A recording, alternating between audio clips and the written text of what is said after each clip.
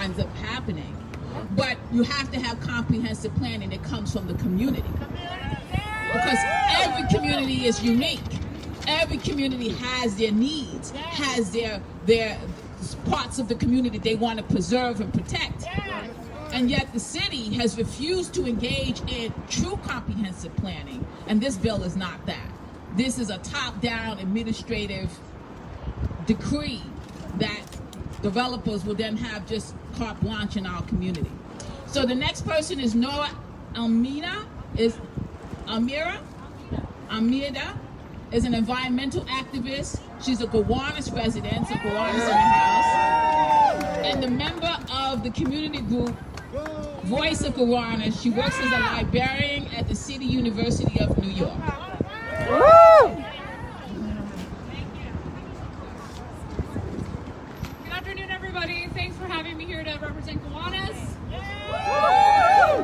where we've been fighting against the largest upzone in the last decade in New York City, in a FEMA A flood zone on the banks of a famous Superfund site. Like all of you who are paying attention to land use issues in your own neighborhoods, I know that current city planning processes are mired by corruption, bureaucracy, and suffer from lack of real community input already. These processes have contributed to inequity, profound environmental issues, and a housing crisis that has only worsened in the wake of COVID. However, the comprehensive plan introduced by Speaker Johnson is not a solution to these problems. Instead, it is a top-down, hierarchical project that will prioritize growth as the blanket solution to the housing crisis. And we have all seen how this has worked so far.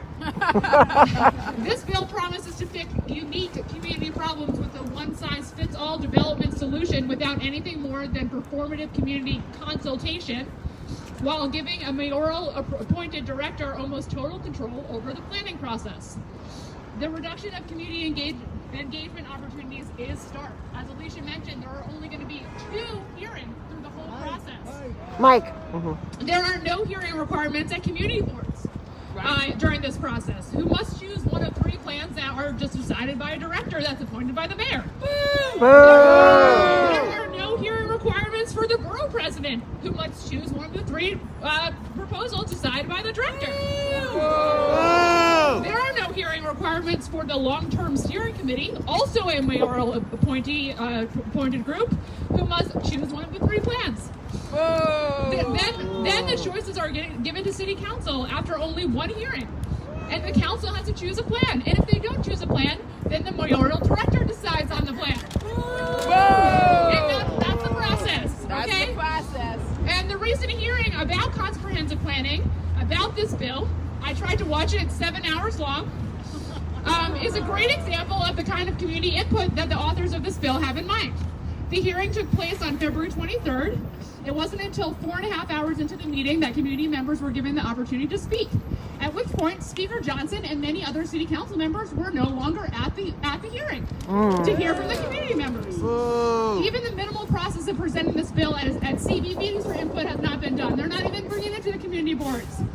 And those would fail to reach all of the people who do not have access to the internet in this city, which is many people. They don't all have access to technology.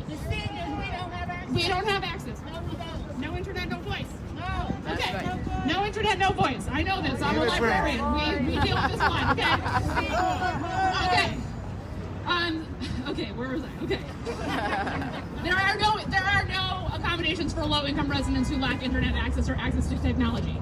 City planning is in a crisis, but we certainly don't need a top-down plan rushed through the council on their way out the door without community input to resolve it.